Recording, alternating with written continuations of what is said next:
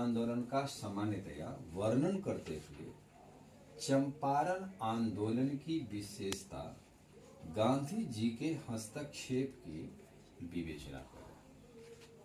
यह बीपीएससी में क्वेश्चन पूछा गया है।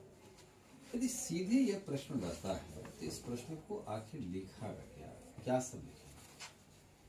तो पहला बात है कि चंपारण आंदोलन किसान आंदोलन है, लेकिन यहां एक बात कह दिया बिहार के किसान आंदोलन का। सामान्यतया बिहार में किसान आंदोलन देखा जाए तो उस समय में कोई आंदोलन ऐसा नहीं चल रहा था। बिहार में जमींदारी प्रथा थी और जमींदारी प्रथा के तहत किसानों का शोषण होता था और उस जमींदार के माध्यम से सरकार के पास टैक्स पहुंचता था। गौर से देखना है कि यदि इसी क्वेश्चंस को किसान आंदोलन को जोड़ करके जब आगे की चंपारण आंदोलन के बाद यदि क्वेश्चन रहता तो उसमें फिर किसान आंदोलन की भूमिका से जोड़कर लिखा जाएगा, लेकिन यहां भी किसान आंदोलन की भूमिका से जोड़ा जाएगा। किसान आंदोलन में क्या थी, पहले इस क्वेश्चन का हेडलाइन लिखा जाएगा, बिहार में किसान आंदोलन होना स्वाभाविक था क्योंकि यहां पर जमींदारी व्यवस्था थी। जमींदारों के शोषण से किसान आजाद होना चाहते थे ताकि अपनी जीविका गुजर बसर आसानी से कर सके। अब आइए कि कहता है कि चंपारण आंदोलन का विशेषता गांधी जी की हस्तक्षेप की विवेचना करें। यहाँ पर स्वामी सहजानंद सरस्वती की जो चंपारण आंदोलन या जो किसान आंदोलन था वो बात को जिक्र नहीं करनी है। अब गांधी का हस्तक्षेप, तो गांधी कैसे हस्तक्षेप किया? तो चंपारण में सबसे पहले आप एक मैप बनाइए। तो पहला एक मैप बनाना होगा। एक मैप बना लीजिए चंपारण का। चंपारण की ज्योग्राफी को जानना जरूरी है। चंपारण की ज्योग्राफी में किस प्रकार की मिट्टी है, ये आप मिट्टी देखिए कितनी उर्वर है। उर्वर भूमि में ही नील की खेती होती है। तो अब आप देखिए, ये आप नील की खेती को देखिए कि यहाँ उर्वर भूमि थी, यहाँ की उपयुक्त जलवायु थी और इस भूमि में नील की बेहतरीन तरीका से खेती होती थी। इस नील की खेती के पीछे लाभ तो ब्रिटिश सरकार को मिलता था, इस सरकार को मिलते थे क्योंकि यूरोप की मंडी में इसकी भरपूर मांग थी कि वहां की महिलाएं नील रंग को अधिक पसंद करती थी। ये मंडी में जाता था, माल बिक जाती थी। क्योंकि कृत्रिम रंग का आविष्कार उस समय नहीं हुआ था, सरकार को सीधे लाभ मिला। एक यह था, इसके एवज में किसानों को कुछ मिलता नहीं था। दूसरा बात यह था कि यह जो खेती होती थी उसमें जीरात आसामी बार को आप डिफाइन कर रहे हैं। आसामी बार के भीतर में 3 प्रकार की खेती होती थी। 3 कठिया, कुर्तौली, खुश्की, उसको एक लाइन में वर्णन कर देना है। 3 कठिया में जो था यह सबसे गंभीर था, जहां प्रत्येक 3 कट्ठे में नील की खेती करना अनिवार्य होता था, अन्यथा उसकी यातना दी जाती थी। इस शोषण से किसानों की स्थिति दयनीय हो गई क्योंकि एक साल में यदि आपने 3 कट्ठा खेती किया, 1 बीघा जमीन यदि किसी के पास में है तो 3 कट्ठा तो आपका चला गया, उसमें तो आप दूसरा खेती कर ही नहीं सकते हैं। और अगले बार उसको एक बार छोड़ना और अगले बार वो खेती उस वहां पर नहीं होगी, चेंज करना होगा। तो 3 कट्ठा माइनस यानी 6 कट्ठा आपका इंगेज हो गया। 14 कट्ठा में ही खेती होती थी जिसमें अन्य फसल आप लगा सकते हैं। इससे किसानों की शोषण अधिक मात्रा में हो गया। 15 प्रकार के टैक्स वसूले जाते थे। किसान जो थी वह अपनी शोषण के इस हद को पार कर दिया था कि 2 वक्त का भोजन वहां नहीं मिल पाता था। इस दर्दनाक व्यवस्था को जब राजकुमार शुक्ला ने समझा तो गांधी से अब आपकी प्रदेश कांग्रेस कमेटी में रखा गया, निर्णय नहीं लिया गया। ये कंफ्यूज कर गया प्रदेश कांग्रेस कमेटी की ये चंपारण की मांग को हम रखें कि ना रखें, जबकि किसान आंदोलन था, किसान आंदोलन की समस्या से थी। फिर इस बात को देखिए लखनऊ कांग्रेस सम्मेलन में रखा गया जहां गांधी से संवाद होती है और गांधी फिर से कैसे कैसे आप बताए हैं कि कैसे कैसे वो पहुंचे हैं। फिर अब यहां देखना है विशेषता क्या थी इसकी कि गांधी ने क्या किया, सबसे पहले पटना पहुंचे, पटना के बाद वो मुजफ्फरपुर पहुंचे। मुजफ्फरपुर में किनसे मिले ताकि एक आवाज प्रशासन के पास चला गया कि अब मैं इसकी जांच कर रहा हूं कि वास्तविकता क्या है किसानों की, इसकी मैं जांच कर रहा हूं। किसानों की जांच के लिए अभी तक भारत में कोई ऐसा पर्यवेक्षक की भूमिका में नहीं आया, जबकि लखनऊ सम्मेलन में गांधी जी को एक पर्यवेक्षक के रूप में कहा गया कि आप जाकर चंपारण की वस्तुस्थिति को देख लीजिए। वस्तुस्थिति को समझा, मुजफ्फरपुर की प्रशासन को जानकारी दिया। फिर उन्होंने क्या किया, मुजफ्फरपुर से फैसला करते हैं कि मुझे चंपारण जाना है। मुजफ्फरपुर, बापूधाम, मोतिहारी गए और 1 बजे रात्रि में पहुंचते हैं, 1 बजे दिन में पहुंचते हैं। पहुंचने के बाद जो एक सत्याग्रह की विचारधारा को लेकर के गांधी जी आंदोलन किया और वहां से कैसे कैसे वह चरणबद्ध तरीके से गांधी चंपारण में जाकर के 144 सरकार ने जब लागू कर दिया है कि सारे जिम्मेदार आप होंगे, फिर भी गांधी ने सत्याग्रह का प्रयोग करते हुए ब्रिटिश सरकार की चुनौती का सामना किया। और यहाँ के गवर्नर को जब सूचना जाता है, सूचना जाने के बाद कहा कि हाँ ठीक है, इनको जाने दो। जब आते हैं तो आने के बाद अब ये पूरे किसानों की उन्होंने एक एविडेंस लिया है। 850 गांव के रैयतों की उन्होंने एविडेंस लिया। इसमें से 500 का सीधे खुली एविडेंस लिया गया, पूरा एविडेंस लिया गया है। तो कहने का मतलब कुल 1300 व्यक्तियों की एविडेंस है उसमें, उसके भीतर में। इससे स्पष्ट हो गया कि ये किसान आंदोलन की समस्या गंभीर है। अब एक बात देखना था, हस्तक्षेप गांधी ने किया तो किस विधि से किया? सत्याग्रह विधि से किया। तो सत्याग्रह में किस विधि का उन्होंने यूज किया? सत्याग्रह में एक आंदोलन की रणनीति थी। आंदोलन की रणनीति को उन्होंने चर्चा किया। आंदोलन की रणनीति के आधार पर यह आंदोलन चंपारण एग्रीगेट कमेटी जो 7 सदस्यीय थी, यह 7 सदस्यीय कमेटी ये अंतिम रिपोर्ट पर पहुंचती है कि नहीं, ये चंपारण में गलत हो रहा है। 3 कठिया प्रथा को समाप्त कर दिया गया, सरकार ने इसे वापस ले लिया गया। और इस प्रकार से एक सरकार को पहली दफा एक किसानों की मांग के स्थान में झुकना पड़ा। झुकना स्वाभाविक था। 3 कठिया प्रथा के भीतर जो भी विषय वस्तु था उसे वापस ले ली गई और 25% जो अतिरिक्त रूप में लगान वसूली की गई थी वो उसे वापस कर दिया गया। ये विशेषता था कि जहां इस शोषण अंधकार में सरकार करती जा रही थी, जमीन को यहाँ की बंजर करते जा रहा था, वहां यह किसान आंदोलन पूरी हो जाती है, यानी आंदोलन की मांग पूरी हो जाती है। तो गांधी के इस प्रकार के सत्याग्रह एक महात्मा के रूप में हुआ है और ये महात्मा के रूप में रविन्द्रनाथ टैगोर ने कहा है कि गांधी की ये सारी कार्यक्रम ये महात्मा के रूप में दिख रहा है, इसलिए गांधी को महात्मा शब्द भी जुड़ गया, महात्मा गांधी के नाम से प्रसिद्ध हो गए। तो चंपारण की धरती हालांकि उनको बहुत कुछ दिया है, महात्मा भी दिया, चंपारण की प्रेरणा से ही दिया, चांद की चंपारण की वस्तु शिष्य वही दिया है। तो आप विषय वस्तु को ध्यान में रखते हुए हस्तक्षेप सत्याग्रह विधि को करते हुए ये विवेचना का एक आंदोलन का रूप लिया। इस आंदोलन में गांधी का साथ बिहार के कौन कौन नेता ने दिया है, वो नेता का नाम लिख देना है, इसकी विशेषता रूप में आगे क्रमबद्ध रूप से उसकी वर्णन कर देना है। अब आप इसको सजाइए क्वेश्चन को, और जहां पर आपको दिक्कत होती है फिर आप क्वेश्चन को संपर्क करेंगे तो फिर हम देखते हैं। भारतीय स्वतंत्रता आंदोलन के इतिहास में चंपारण सत्याग्रह एक महत्वपूर्ण घटना थी। ये घटना क्या थी कि पहले तो चंपारण आंदोलन के बारे में आपको पूरा पहला क्वेश्चन आपको समझाया गया। इसमें क्या सब लिखा जाएगा इतिहास में, चंपारण आंदोलन के इतिहास, तो फिर एक चंपारण का थोड़ा सा एक आप पहले यहाँ मैपिंग कर लीजिएगा, यहाँ भी एक मैप कर लीजिएगा ताकि देखिए कि चंपारण कहाँ पर स्थित है। उसके बाद चंपारण सत्याग्रह एक महत्वपूर्ण घटना थी। अब इसमें देखना है कि चंपारण सत्याग्रह घटना कैसे थी। ये घटना कैसे थी? हर जगह किसान शोषित होता था, लेकिन इस घटना को सूचना जब पंडित राजकुमार शुक्ला के द्वारा दिया गया तो राजकुमार शुक्ला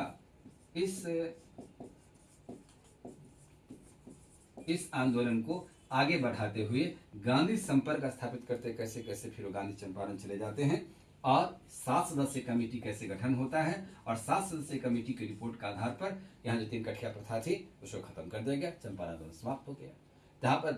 यहाँ बिहार के गवर्नर को भी इस बात पर संज्ञान लेना पड़ा था और संज्ञान लेने के बाद यहाँ पर इस कमेटी की रिपोर्ट के रुझान के आधार पर यह आंदोलन पूरा हो जाता है। तो ये घटना एक सत्याग्रह के रूप में था और इस घटना को अन्य किसान आंदोलन पर भी इसका प्रभाव पड़ा। वह कौन कौन किसान आंदोलन पड़ा? खेरा आंदोलन पर भी पड़ा। तो कैसे पड़ा?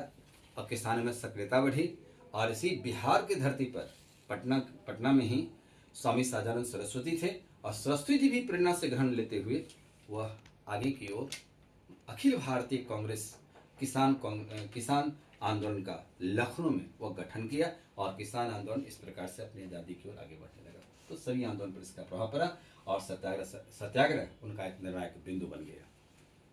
इसको किस रूप में क्वेश्चन को आधार बना करके लिखना है। तो वही मुद्दा है, उस मुद्दा को लिखने की शैली का ढाल थोड़ी सी अलग हो जाएगी। अगला क्वेश्चन है, क्या आप दृष्टिकोण से सहमत है कि चंपारण सत्याग्रह भारत के स्वतंत्रता संघर्ष के इतिहास में एक महत्वपूर्ण बिंदु था? ये महत्वपूर्ण कैसे था? महत्वपूर्ण इस रूप में था कि शोषण के विरुद्ध में पहली बार भारतीयों द्वारा एक आंदोलन की गई, जिस आंदोलन के आगे सरकार को झुकना पड़ा था और जितनी भी ये जिरात और आसामीवाद की खेती की जा रही थी, सरकार को वापस लेना पड़ा था। सरकार झुकी और वहां के लोगों का इस शोषण से मुक्ति मिलती है। एक प्रकार का यह स्वराज मिला जो किसान वहां चाहते थे।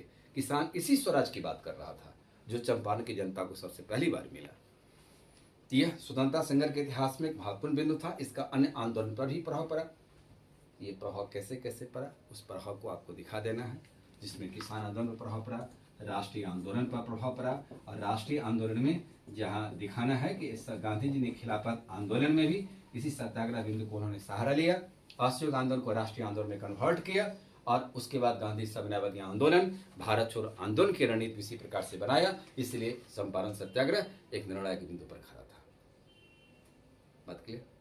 कॉन्सेप्ट को लेकर के उसमें लिख देना है कि घटना को कैसे कैसे जोड़े, कि बिना किसी लड़ाई हमारी ऐसी होगी कि ब्रिटिश सरकार के पास में शस्त्र है, उसके विरुद्ध में आवाज हम नहीं डाल सकते हैं, लेकिन हम उसे निशस्त्र करेंगे। तो गांधी की सत्याग्रह नीति में ही उसे निशस्त्र कर दी गई और गांधी के द्वारा जो चलाया गया आंदोलन है उसका व्यापक असर पड़ता है और गांधी का आंदोलन सक्सेस हो जाता है। इससे निर्णायक बिंदु चंपारण सत्याग्रह था। जिस तरह से गांधी ने चंपारण सत्याग्रह में सफल हुआ, शेष आंदोलन में भी उन्होंने इसी रणनीति को बनाया। भले ही वह आंदोलन गांधी का असहयोग आंदोलन भले ही असफल हो गया हो, सविनय भले ही असफल हो गया हो, लेकिन उसका दूरगामी परिणाम निकला। सरकार झुकने के लिए विवश हो गया और अंततः सरकार भारत से छोड़कर चली गई, भारत को स्वराज मिल गया। यदि ये असफल हो जाता चंपारण सत्याग्रह, तो गांधी को अब ये रास्ता नहीं, देश को एक रास्ता नहीं दिख रहा था। तब तो क्रांतिकारी के द्वारा जो आंदोलन चल रहा था वही एक आंदोलन तेजी में चल रही थी, लेकिन क्रांतिकारियों द्वारा जो चल रही थी आंदोलन, उससे देश का आजादी संभव नहीं थी। चंपारण आंदोलन में गांधी ने यह दिखाया कि किस प्रकार से आंदोलन किया जा सकता है और वो सफल हो सकता है। इसलिए निर्णायक बिंदु था। आगे आप लोग क्लियर हैं? नहीं, क्वेश्चन कर सकते हैं आगे। किसान विद्रोह के लिए चंपारण सत्याग्रह के महत्व को स्पष्ट कीजिए। बस उसी को महत्व को दिखाना है कि महत्व क्या है किसान विद्रोह के लिए। अब किसान जो विद्रोह हुआ है, किसान आंदोलनों पर भी अन्य विद्रोह जो हुआ है, वो किसान विद्रोह सफल हुआ जहां पर सत्याग्रह का इस्तेमाल हुआ। भला ही गांधी इसमें डायरेक्ट इन्वॉल्व नहीं था, लेकिन वो किसान आंदोलन कैसे सफल हो गया, खास के चंपारण सत्याग्रह का महत्व क्या था, भूमिका क्या थी उसकी। इस भूमिका को अमल में लेकर किसान में आत्मविश्वास रखता है और किसान ने गांधी को इसीलिए महात्मा मान लिया, भगवान मान लिया था और बिहार के किसान का प्रभारी राजेंद्र प्रसाद जी को बना लिया था कि जब भी बिहार में किसानों की समस्या आएगी, राजेंद्र बाबू को सूचना देने के बाद वो हमसे मिलेंगे और मैं डायरेक्ट बिहार में आ सकता हूँ। ये गांधी के आश्वासन थे बिहार में। तो ये महत्व था चंपारण सत्याग्रह का। इसलिए चंपारण सत्याग्रह में किसान ही कॉन्फिडेंस हासिल नहीं किया, हमारे स्वतंत्रता संग्राम के नेताओं ने भी, गांधीवादी नेताओं ने भी इसमें आत्मविश्वास रखता है। इस तरीका से आंदोलन से सफल हो सकता है।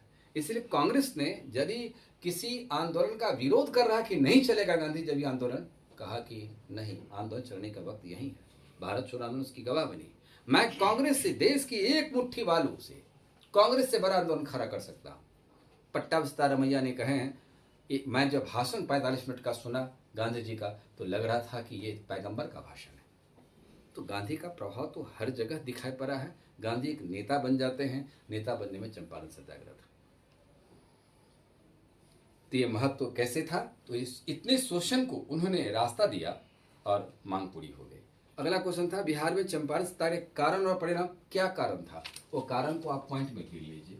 कारण 1 2 3 4 जो भी कारण है वो कारण को आप डाउन नोट कर लीजिए और वो कारण को जिक्र कर दीजिए। एक क्वेश्चन हो गया। और कारण के बाद कहता है परिणाम क्या आया, तो परिणाम रिजल्ट क्या हुआ, गांधी जी की सत्याग्रह रणनीति से सफल होकर समिति की रिपोर्ट के आधार पर यह परिणाम सकारात्मक रहा। किसानों की मांग के आगे सरकार को झुकना पड़ा, मांग सफल हो गई, ये परिणाम आया। चंपारण सत्याग्रह स्वतंत्रता संघर्ष का निर्णायक मोड़ था। निर्णायक मोड़ था कि उस समय में उदारवादी उग्रवादी कांग्रेस की धारा चल रही थी। बंगाल विभाजन बड़ी उत्तेजना के साथ होने लगा था, लेकिन यह आंदोलन का जो प्रभाव होना चाहिए था वो प्रभाव पूरे भारत पर नहीं पड़ता है। लेकिन चंपारण सत्याग्रह एक ऐसा आंदोलन था जिसका प्रभाव पूरे भारत पर आ गया। किसान सबसे अधिक शोषित था और किसानों का ये देश है, तो किसान हर जगह चेतनशील हो गया और गांधी एक नेता है ये सूचना भी उसको प्रसिद्ध हो गया। इसलिए गांधी एकमात्र ऐसा देश के नेता बन गए जो किसी भी स्थान पर खड़ा होकर के आंदोलन को खड़ा कर सकता था। तो एक निर्णायक मोड़ कैसे था, इसी गांधी के हर आंदोलन में चंपारण सत्याग्रह की रणनीति जो थी वो रणनीति को लाया गया। इसलिए अहिंसात्मक तरीके से गांधी आंदोलन लड़ना चाहता था और वो अहिंसा सत्याग्रह का एक प्राणवायु का काम किया। यहीं पर लिखा और चंपारण सत्याग्रह पर टिप्पणी लिखता है। टिप्पणी में शॉर्ट करके जो भी मुद्दा है शोषण का, किसानों की मांग का, कारण क्या है, उसका परिणाम क्या आया, ये टिप्पणी आ जाएगा। टिप्पणी शॉर्ट में लिखा जाता है, इस टिप्पणी को लिखा। अब आप इसको झिझक को ख़त्म करने के लिए आपको लिखना पड़ेगा और आप देखिए कि कैसे कैसे क्वेश्चंस का परिवर्तन मूल आ रहा है, परिवर्तन को समझिए और आगे जो एग्जामिनेशन होगी उसमें किस प्रकार का परिवर्तन हो सकता है उस परिवर्तन को आधार बना कर रखिएगा। फिर से एक बार मैं आपको ये कहना चाहता हूँ कि चंपारण सत्याग्रह के बारे में किस प्रकार की वहाँ खेती करके वहाँ शोषण हो रहा था, अंग्रेज नीले किसान की जिस तरीका से रैयतों की हालात कर दिया था, इस हालात से आम जनता का जीवन जीना दुश्वार हो चुका था। इस आंदोलन को आगे बढ़ाने के लिए जब राजकुमार शुक्ला जी ने गांधी को संदेशा दिया और संदेश के आधार पर जैसे वो पहुंचते हैं, पहुंचने के बाद जो रणनीति बनाया गया था वो रणनीति एक सत्याग्रह की रणनीति थी। गांधी कहीं कुछ सभा का संबोधन नहीं करते हैं। सत्याग्रह का पहला बात कि सत्याग्रह में यह चीज़ गांधी ने देखा कि 144 चंपारण में लागू हो चुका है, यदि इसके रिएक्शन में कुछ देंगे तो इसका परिणाम भयंकर हो सकता है। यह परिणाम हमारे साथ आए, अंतिम परिणाम हमारे पास में आ जाए, इसलिए गांधी ने एसडीएम कोर्ट मोतिहारी में संवेदना लिया। वहाँ पर उन्हें जमानत मिलती है 100 रुपये की मुचलका भरने के बाद। फिर वो कैसे कैसे जसली पट्टी जाते बेतिया पहुँचते हैं। 850 गांव के किसानों के रैयतों का उन्होंने रिपोर्ट को दर्ज किया है और इस रिपोर्ट दर्ज करने के बाद जब यह गवर्नर के पास में मुख्य सचिव के पास सूचना गया, मुख्य सचिव ने इस बात को गवर्नर के पास भेजा। रांची में इसकी सम्मेलन होती है। रांची में यह फैसला ली गई कि कमेटी गठन किया जाए। 7 सदस्यीय कमेटी गठन हुआ और 7 सदस्यीय कमेटी की रिपोर्ट के आधार पर वास्तविक स्थिति से रूबरू हुआ प्रशासन और सरकार ने इस बात को सिद्ध किया कि हाँ यहाँ पर शोषण हो रहा है। तिनकठिया प्रथा खत्म हो गई, किसानों को मुक्ति मिल गई। एक प्रकार से चंपारण की जनता को पूरी हिंदुस्तान में पहली बार स्वराज्य मिलता है कि वो जो चाहता था मुझे शोषण से मुक्ति मिले, शोषण से मुक्ति मिला। उसको अब वह 15 प्रकार का कर नहीं लिया जाएगा। अब चंपारण के भीतर में जो शोषण हो रही थी, शोषण के विरुद्ध भी एक चेतना पैदा होता है कि इस प्रकार से आंदोलन किया जा सकता है। एक नया प्रयोग था। इसी नवीन प्रयोग के कारण रविन्द्रनाथ टैगोर ने इन्हें महात्मा कहा है। नवीन प्रयोग जब चर्चा करेगा तब इसी नया प्रयोग था आज़ादी के लड़ाई का, एक नया प्रैक्टिकल चीज था। और उसी व्यवस्था को लेकर के गांधी के अन्य आंदोलन, खिलाफत आंदोलन, असहयोग आंदोलन, सविनय अवज्ञा आंदोलन, भारत छोड़ो आंदोलन पर इसका प्रभाव पड़ा, देश की आज़ादी हुई। ये निर्णायक मोड़ था। निर्णायक में से लिखा जाएगा। टिप्पणी में आएगा तो इसको तथ्य ज़्यादा मात्रा में लिखना होता है, उसको कोलैबोरेट करना होता है। कारण क्या है तो शोषण उसका मेजर कारण था। कारण नंबर 1 शोषण। शोषण किस प्रकार से होता था तो आपको यहाँ से आपको दिखाना है कि इस प्रकार ये शोषण होता था। इस शोषण में भूमि बंजर होती थी, फसल नहीं लगती थी। किसान चाहते थे कि उसमें अन्य फसल लगाया जाए, अन्य फसल लग नहीं सकती थी। यह शोषण था। तो चंपारण के भीतर में ऐसे ही विषय वस्तु को समझकर क्वेश्चन को लिखा जाए। ठीक है।